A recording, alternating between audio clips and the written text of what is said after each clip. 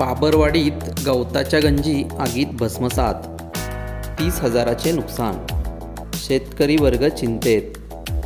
चापळ विभागातील जाळगेवाडी पाठोपाठ दाडोली ग्रामपंचायत अंतर्गत येत असलेल्या बाबरवाडी येथे गवताच्या गंजींनी आग लागून सुमारे 30,000 रुपयाचे मोठे नुकसान झाल्याची घटना मंगळवारी दुपारी 3 वाजता घडली। या आगीत जनावरांचा चारा पूर्णपणे जळून खाक झाला आहे। बाबरवाडी येथील खशाबा सीताराम पवार यांनी जनावराच्या शेडशेजारी गवताच्या सलग 3 गंजी रचून ठेवलेल्या होत्या। मंगळवारी दुपारी 3 वाजण्याच्या सुमारास अचानकपणे गवताच्या गंजींना आग लागली।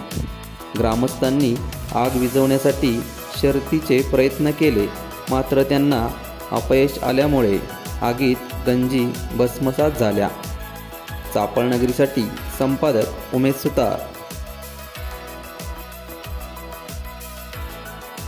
नवनवीन अपडेट पाहण्यासाठी आपल्या चापळ नगरी यूट्यूब चॅनेलला लाईक करा, शेअर करा, सबस्क्राईब करा आणि बेल आयकॉनला क्लिक करा।